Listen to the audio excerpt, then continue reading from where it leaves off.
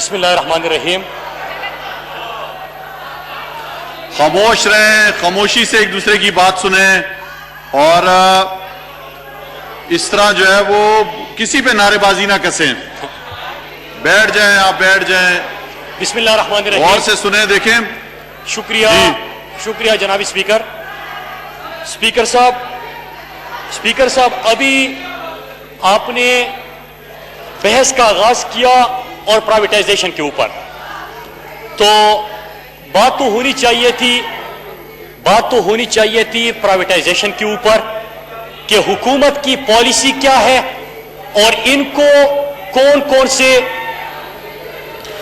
آپ برداشت سے کام لیں, سارے جو ہے وہ اس ایوان میں ایک دوسرے کی بات سنیں. اس سے پہلے بھی جو بول رہے تھے تمام نے بڑی خاموشی سے اور بڑے صبر اور تحمل کے ساتھ بات سنی ہے. ہر ایک کو آپ موقع دیں. اگر یہ نعرے بازی رہے گی تو جب آپ کی باری آئے گی پھر کوئی اور آپ پہ نعرے بازی لگائے گا. یہ نہیں کریں پلیز. اس چیز سے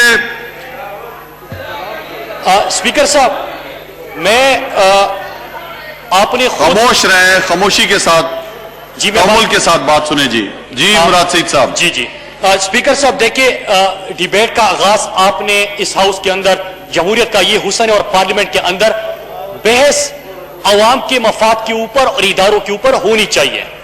آج بحث کا آغاز ہوا پرائیویٹائزیشن کے اوپر.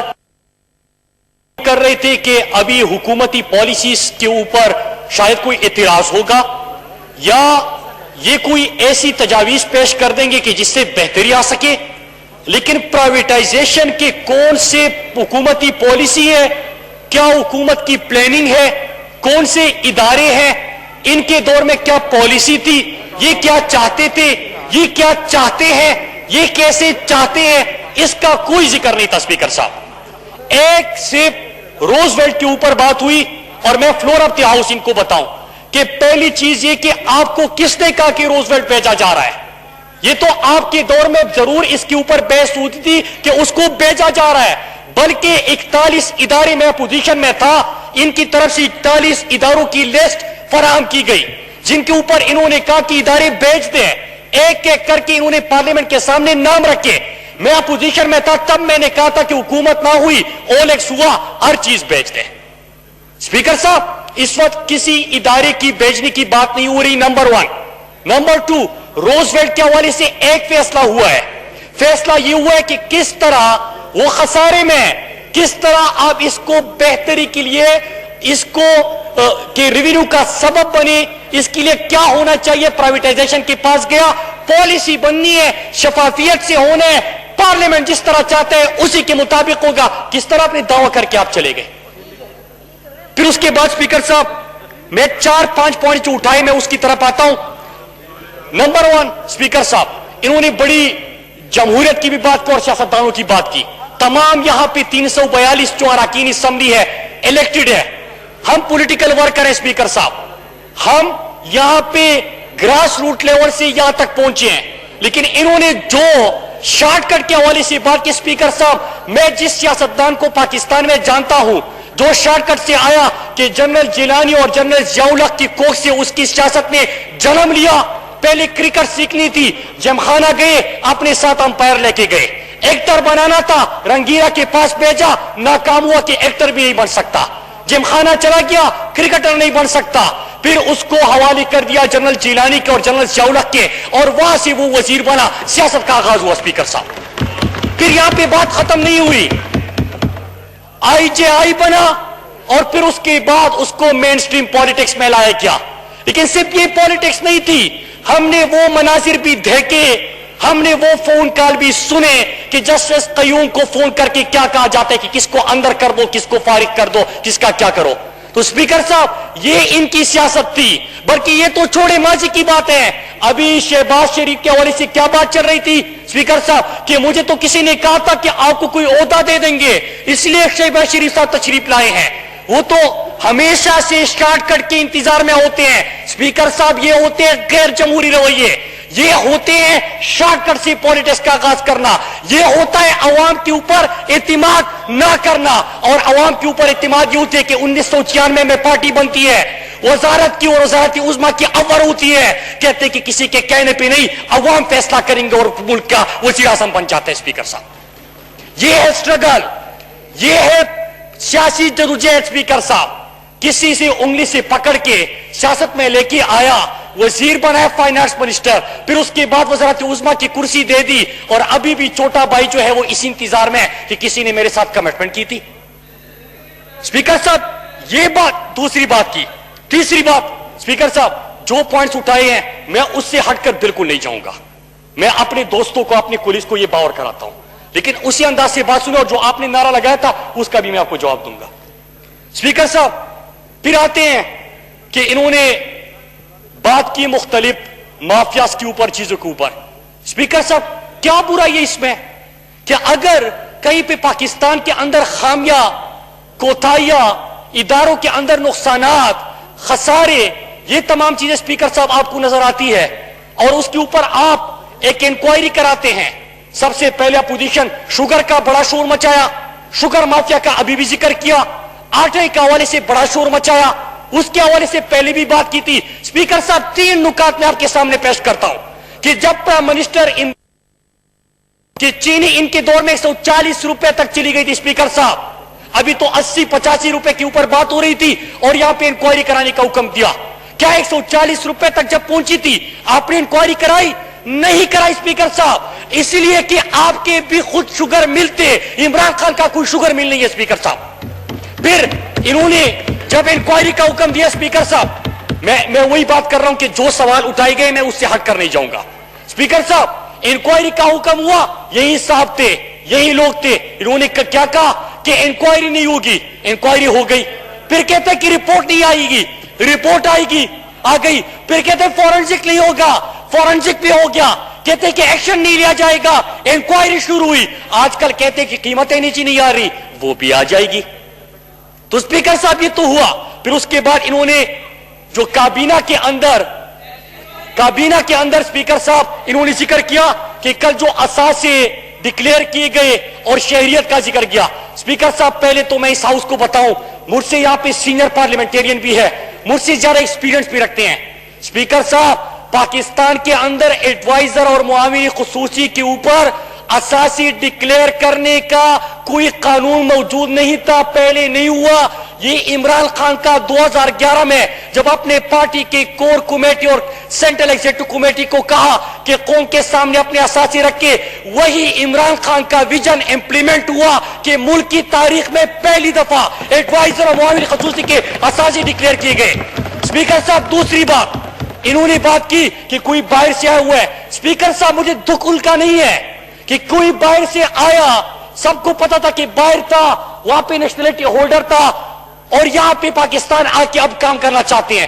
دکھ سب سے بڑا مجھے کیا ہے اسپیکر صاحب کہ یہ بندہ خود وزیر خارجہ, خود وہاں پہ پانی و بجلی کا وزیر, اور اقامہ رکھا ہوا تھا, ہفتے میں 5 دن نوکری کر رہا تھا کسی اور ملک کے لیے. اسپیکر صاحب کہ ملک کا وزیر خارجہ ہوتے ہوئے آپ کسی اور ملک کا اقامہ بھی رکھے, 15-20 لاکھ روپے آپ کو ماہوار بھی ملے. بڑی یہاں پہ غیرت کی بات ہو رہی تھی, ابھی بڑا یہاں پہ لیکچر دیا جا رہا تھا. لیکچر تب دے کہ آپ نے اس وقت خود کیا کیا تھا. ان کا دوسرا جو وزیر تھا وہ بھی وہاں پہ اقامہ ہولڈر تھا, بلکہ باقی تو چھوڑے, ان کا تو وزیر اعظم بھی اقامہ ہولڈر تھا. اسپیکر صاحب یہاں پہ ابھی بات کر رہے تھے تو کہ ان کو اس چیز کا ہے کہ عمران خان نے تو معاون خصوصی اور ایڈوائزر کے اثاثے اور شہریت ڈکلیئر کر دی. اب ہمارا مطالبہ ہے کہ آپ کی تمام پارٹی عہدیداران بھی نیشنلٹی اور اثاثے ڈکلیئر کر دیں. خوف اور دکھ اس چیز کا ہے اسپیکر صاحب, اور اس مطالبے سے اسپیکر صاحب ہم پیچھے نہیں ہٹیں گے کہ جو بھی ملک کے کسی بڑے عہدے پہ فائز رہا یا رہ چکا ہے وہ اپنے اثاثے اور نیشنلٹی قوم کے سامنے رکھے گا. اسپیکر صاحب اس کے بعد ایک اور بات ہوئی کلبھوشن کے حوالے سے. اسپیکر صاحب انہوں نے سوشل میڈیا کے اوپر ٹرینڈ بھی چلایا تھا. کیا انہوں نے قوم کو یہ بتایا کہ اس میں ہے کیا؟ انٹرنیشنل کورٹ میں آپ کا کیس لڑا جا رہا تھا, اس میں کیا بات ہوئی ہے, لیجسلیشن کے حوالے سے کیا کچھ ہوا ہے, ملک کی بہتری ہوئی کہ نقصان ہوا ہے, اس کے اوپر کوئی ڈیبیٹ کرتے, کوئی ہمیں دلیل دیتے, کوئی تجویز دیتے، لیکن اسپیکر صاحب کیا تجویز دیتے کہ انٹرنیشنل کورٹ میں جو انڈیا کی وکیل نے وہاں پہ ویڈیو اور سٹیٹمنٹ پاکستان کے خلاف استعمال کیا، وہ میرا اور آپ کا نہیں ہے، نواز شریف کا سٹیٹمنٹ استعمال کیا۔ اسپیکر صاحب یہاں پہ آ کے اس طرح بات کرنا، پھر آتی ہے بات کہ پرائم منسٹر عمران خان کے اوپر، جو کہ پاکستان کے اعلی عدلیہ جس نے آپ کے لیڈر کو سزا دی، نااہل قرار دیا، اسی سپریم کورٹ نے عمران خان کو صادق اور امین ڈکلیئر کر دیا اور ان کے اوپر ابھی بات کر رہے تھے۔ اسپیکر صاحب جب بات کر رہے تھے میں ذرا آپ سے ان سے سوال کرتا ہوں، یہ موصوف ہوتے یہ اداروں کے اوپر کبھی ڈیبیٹ نہیں چاہیں گے، پرائیویٹائزیشن کے اوپر آج ہونا ہی چاہیے تھا کہ ہمیں آئینہ دکھاتے، ہم سے سوال کرتے، حکمت عملی کے اوپر بات کرتے، اس کے اوپر سوال اٹھاتے، پھر تجاویز سامنے لے کے آتے کہ ملک کے اداروں کو کس طرح بہتر بنایا جا سکتا۔ کیا بڑے دبنگ انداز میں گفتگو کر رہے تھے اور احتساب کی بات کر رہے تھے، ٹرانسپیرنسی کی بات کر رہے تھے۔ اسپیکر صاحب جب پاناما آیا، دنیا میں پاکستان کی بدنامی ہوئی، کرپشن کے کیسز سامنے آئے، اساسے سامنے آئے، تو انہوں نے کیا کہا؟ میاں صاحب فکر نہ کرو، قوم بھول جائے گی، مطلب مرضی جتنا لوٹنا ہے لوٹ لو، قوم کو اس کا پرواہ نہیں ہے۔ اسپیکر صاحب یہ یہاں پہ گفتگو کر رہے تھے، میں پھر سے بتاؤں کہ پرائیویٹائزیشن کے اوپر ڈیبیٹ ہو رہی تھی۔ اسپیکر صاحب 41 ادارے ان کے دور میں پرائیویٹائزیشن لسٹ پہ ڈالے گئے، یہ پارلیمنٹ لے کے آئے، اداروں کا حال ایسا کیا کہ میں یہ کہتے کہ پرانی باتیں بھول جاؤ۔ اسپیکر صاحب بھولنا نہیں ہے، کیونکہ ہمیں سویڈن کی اکانومی انہیریٹ نہیں کیا، ہمیں کوئی یہاں پہ آپ نے اٹلی کا اور کینیڈا کا ہیلتھ سسٹم نہیں دیا۔ ہم بات کریں گے کہ کہاں سے ہم نے شروع کیا تھا۔ شروع اس سے کیا تھا کہ ان کا جو مشیر خزانہ ہے وہ اتنا تگڑا تھا، اتنا بہترین پاکستان کی اکانومی کو لے کے گیا کہ آخر میں خود فرار ہو گیا، معیشت کو اتنا مضبوط کر گیا کہ مفرور اشتہاری بن گیا۔ اسپیکر صاحب ان کا دوسرا آیا مفتاح اسماعیل نے کہا کہ جو پاکستان کا پی آئی اے خریدے گا، پی آئی اے کا بڑا دکھ تھا ان کو کہ پی آئی اے کو کس طرح انہوں نے تباہ کر دیا، دنیا کے اندر جس ایئر لائن کی عزت تھی اس کو انہوں نے رسوا کر دیا، یہاں تک کر دیا۔ اسپیکر صاحب مفتاح اسماعیل کہتے ہیں کہ جو پی آئی اے خریدے گا سٹیل مل موت میں لے جائے، سٹیل مل خسارے میں، پی آئی اے خسارے میں، ریلوے خسارے میں۔ اسپیکر صاحب اور یہاں پہ آ کے دبنگ تقریر ہے، ادارے کیا ہم نے جہاں سے سٹارٹ کیا تھا، کیا ریونیو میں انکریز آیا کہ کمی آئی؟ جو ریلوے کا ریونیو تھا اس میں اضافہ آیا، جو پی آئی اے کا پچھلے 3 مہینے میں کرونا سے پہلے ریونیو تھا اس میں اضافہ آیا۔ تو اسپیکر صاحب اداروں کو آپ نے ڈائریکشن دے دی، ان کی اصلاح کی طرف گئے، لیکن اس کے اوپر بات نہیں۔ پرائیویٹائزیشن سے لے کے گئے ڈیبیٹ پتہ نہیں کہاں تک، اور کلبھوشن کا کہتے ہیں کہ کلبھوشن کا اگر کوئی 2 دن نام نہیں لیتا تھا، 2 دن کیا 3-4 سال گزر گئے تھے، آپ کو اتنی شرم کیوں آتی تھی کلبھوشن کا نام لیتے ہوئے؟ کبھی لیا تھا؟ کبھی آپ نے جو انڈیا پاکستان کے اندر دہشت گردی کی کارروائی کرتا تھا اس کے اوپر بات کی؟ نہیں کرتے تھے۔ مودی کو کبھی نواسے کی شادی پہ بلایا، کبھی مری میں سدن دل کو بلایا، ہم نے سوال اٹھایا، کہتے کہ ذاتی تعلقات ہے، آپ کو اس سے کیا؟ ملک اس طرح چلتے؟ اسپیکر صاحب اگر آپ نے مقدمہ لڑنا تھا، کہتے کہ پاکستانیت کی بڑی بات کر رہے تھے، خود اقامہ رکھا ہوا ہے، 15-20 لاکھ روپے باہر سے نوکری تنخواہ لے رہے ہیں، 5 دن ان کی حاضری رکھتی ہے، تو بھی چوکیدار ایسے بڑھتی ہوئی ہے۔ امریکہ جا کے پاکستان کے بارے میں کیا کہتے ہیں؟ کہتے کہ یہاں پہ عمران خان کے اوپر فتوے، وہاں پہ جا کے خود لبرل بن جاتے ہیں، کہتے کہ عمران خان پکا مسلمان ہے، وہاں پہ کہتے کہ ہم لبرل ہیں، عمران خان کا دین کی طرف جھکا ہوا ہے۔ امریکہ کو کہتے کہ پاکستان کے اندر دہشت گردوں کے ٹھکانے ہیں۔ اسپیکر صاحب اس طرح ملک چلتا ہے۔ مجھے اچھا لگتا اسپیکر صاحب پرائیویٹائزیشن کے اوپر بات ہوتی، ہم بھی کرتے۔ آخر میں ان کے نعروں کا جواب دیتا ہوں۔ اسپیکر صاحب 2 دن سے انہوں نے سوشل میڈیا کے اوپر ٹرینڈ چلاتے، اور مجھے پتا ہے پولیٹیکل پارٹی کا 2014-15 میں اس وقت وہ اتنے سیاسی حریف نہیں تھے میرے، یہ والی جارہ تھے، وہ ہمارے ساتھ اپوزیشن میں تھے۔ انہوں نے ایک ایشو میرے حوالے سے اٹھایا اسپیکر صاحب، اور میں نے کیا کیا کہ میں خود کورٹ گیا، میں کورٹ گیا تھا اسپیکر صاحب۔ انہوں نے بات نہیں کی، میں کورٹ گیا، وہاں پہ کیس جیتا، جو خبر چلائی گئی تھی وہ 2014 کی خبر پھر سے 5 دن سے یہ سوشل میڈیا پہ چلا رہے ہیں. میں آج بھی پورے قوم کے سامنے اس انداز سے کھڑا ہوں. یہ سازشیں ہو سکتی ہے, یہ آپ کا طریقہ واردات ہو سکتا ہے کسی کو خاموش کرنے کا.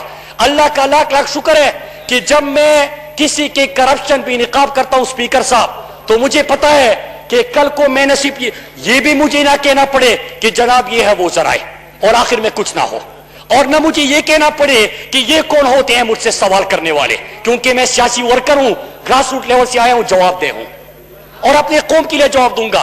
2014 کا ایک ایشو جو انہوں نے اٹھایا تھا اور انہوں نے آج کل ایک ہفتے سے اٹھایا ہوا ہے, کورٹ کا فیصلہ پہلے آ چکا ہے اور کورٹ کے ججمنٹ میں آخری پیرا میں صادق اور امین ڈکلیئر کیا ہے اور آپ کے پٹیشن کو غلط ثابت کیا ہے.